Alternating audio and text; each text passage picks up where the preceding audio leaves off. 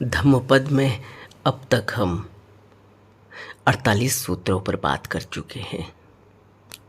आज हम 49वें सूत्र पर बात करेंगे। श्रावस्ती में कंजूस कोसी ये सेठ को उपदेश देते हुए बुद्ध कहते हैं, जिस प्रकार एक भ्रमर यानी एक भौरा पुष्प के सौंदर्य एवं गंध को बिना कोई क्षति पहुंचाए उसका रस लेकर उड़ जाता है, उसी प्रकार साधु गांव में विचरण करे। यह उपदेश साधु के संबंध में है कि एक साधु का जीवन जीने का तरीका कैसा होना चाहिए, उसका कार्यकलाप कैसे होना चाहिए। वह जब विचरण करता है, भिक्षाटन के लिए जाता है, तो उसका व्यवहार कैसा होना चाहिए, यह बुद्ध इस सूत्र के जरिए हमें बता रहे हैं कि जैसे एक भौरा पुष्प के सौंदर्य एवं गंध को बिना कोई क्षति पहुंचाए उसका रस लेकर उड़ जाता है, वैसा ही साधु होना चाहिए, वैसे ही साधु विचरण करते हुए होना चाहिए। कहते हैं कि एक धनी व्यक्ति रहता था सावथी में। वो दान देने में बहुत कोताही करता था, उसका हाथ कभी दान के लिए आगे बढ़ा ही नहीं। वो किसी को देना जानता ही नहीं था। दान देने में उसको बड़ा संकुचित, बड़ा मन मार कर देता था। उसकी पत्नी और उसने एक दिन मालपुए खाने का मन हुआ तो मालपुए बनाने का विचार उठा उनके मन में। लेकिन फिर एक बात उनके मन में आई कि अगर यहाँ मालपुए बनाएंगे तो इसकी खुशबू दूर तक फैलेगी और लोग भी आ जाएंगे, उनको भी खिलाने पड़ेंगे। तो ऐसा करते हैं कि ऊपर वाली मंजिल में जाकर मालपुए बनाते हैं। वह अपने मकान के ऊपर वाली मंजिल में गए, वहां उन्होंने मालपुए बनाए। भगवान सावथी में ही थे और भगवान की दिव्य दृष्टि उन पर पड़ी। उन्होंने देखा कि यह युगल शीघ्र ही स्रोतापन्न फल को प्राप्त हो सकता है, इसलिए भगवान ने महामोगल्लान को बुलवाया। जब महामोगल्लान वहां पहुंचे तो बुद्ध ने उनसे कहा कि तुम कोसी सेठ के वहां जाओ और उनको दान की महिमा बताओ। महामोगल्लान ने बुद्ध की आज्ञा का पालन किया। वह सेठ के घर गए, उनको दान धर्म की महिमा बताई और महामोगल्लान उन दोनों को भगवान के पास ले आए। बुद्ध और अन्य 500 भिक्षु को मालपुए परोसने के लिए उन्होंने इतने मालपुए बनाए और वह महामोगल्लान के साथ दान की महिमा से प्रभावित होकर बुद्ध के शरणागत हो गए। उन्होंने अपना सारा धन भी बुद्ध के धम्म और संघ को समर्पित कर दिया। महामोगल्लान की बात गहरे में उस सेठ के मन में बैठ गई। एक दिन भिक्षु बैठे हुए थे, महामोगल्लान कि इस संबंध में प्रशंसा कर रहे थे। भगवान ने आकर उनकी बातों को सुनकर कहा, भिक्षुओं, कुलों का दमन करने वाले भिक्षु को लोगों की श्रद्धा को बढ़ाते हुए भौरे के समान भिक्षाटन करना चाहिए।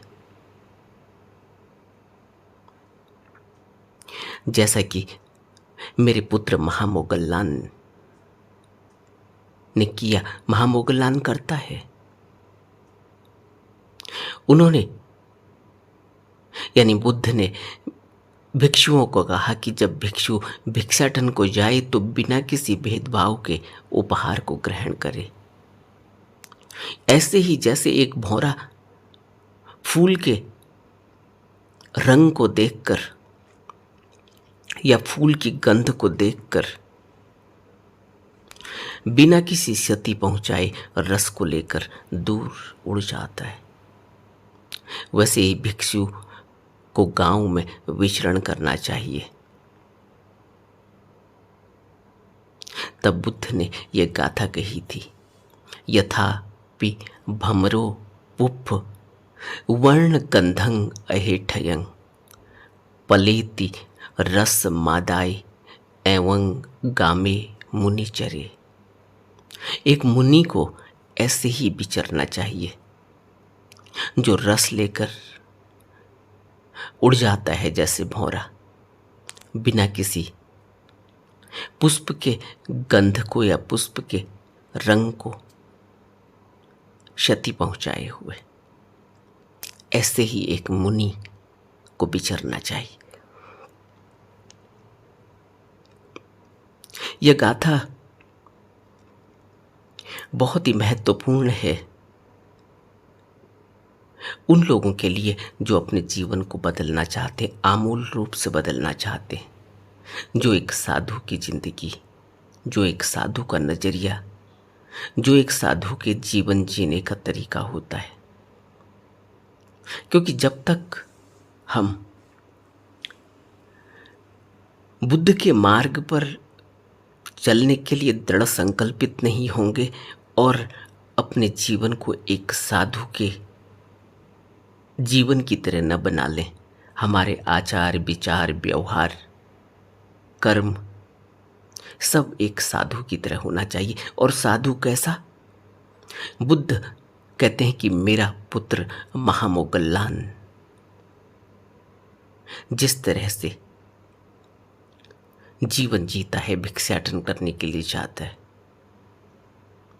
ऐसे ही हर भिक्षु को भिक्षाटन करना चाहिए, एक भौरे की तरह, जिसका उद्देश्य कभी भी किसी को क्षति पहुंचाना, किसी को नुकसान पहुंचाना नहीं है। न तो अपने शब्दों से, न अपने आचरण से, बात व्यवहार से, और न ही अपने द्वारा कुछ भी किए जाने वाले ऐसे कर्म से जिससे किसी भी व्यक्ति को किसी भी प्रकार की क्षति पहुंचे, किसी भी प्राणी को किसी भी प्रकार की क्षति पहुंचे। क्योंकि साधु का उद्देश्य तो देना है। महामोगल्लान ने एक कंजूस आदमी को दान धर्म की महिमा बताई। कितना प्रभाव रहा होगा महामोगल्लान की बातों में, उनके शब्दों में, उनकी वाणी में। जरा सोचो कि एक कंजूस सेठ अपना सब कुछ ही, यहां तक कि उसी समय बनाए हुए उस भोजन को जिसको वह बड़े प्रिय और बड़े चाव से खाना चाहता था, उसने बनवाया था अपनी पत्नी से, और लोग ना आ जाएं इसके लिए ऊपर वाली मंजिल में जाकर उसने मालपुए बनवाए थे। लेकिन महामोगल्लान के दान धर्म की महिमा से उसका जीवन बदल गया, उसका मन बदल गया। और ऐसा बदला कि 500 भिक्षुओं के लिए वो मालपुए का टोकरा लेकर महामोगल्लान के साथ बुद्ध की शरण में पहुंच गया और अपनी सारी संपत्ति को ही, सारे धन को ही उसने बुद्ध को भेंट करने की बात कह दी। इतना प्रभाव होता है एक साधु का। और साधु कैसा होता है? बुद्ध कहते हैं कि साधु एक भौरे की तरह विचरण करता है, जो कभी किसी का नुकसान नहीं करता। वो उसने देना है।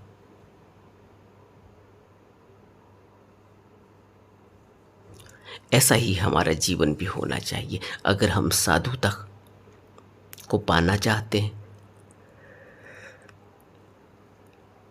अगर हम धम्म के मार्ग पर चलना चाहते हैं, तो हमारा जीवन भी महामोगल्लान की तरह होना चाहिए। बुद्ध हमें महामोगल्लान के जैसे जीवन के बारे में बताते हैं कि एक साधु ऐसा जीवन जीता है जिसकी वाणी में इतना बल है, इतना तप है कि वह एक कंजूस को इतना प्रभावित कर देता है कि वह अपना सारा धन भगवान के चरणों में समर्पित कर देता है। ऐसे ही हमें भी अपने जीवन को बनाना चाहिए। एक साधु का जीवन जो निर्वाण की तरफ बढ़ रहा है, उसको बहुत ही कदम दर कदम फूक फूक कर चलना होता है। किसी भी प्रकार की हानि किसी भी प्राणी को ना हो जाए।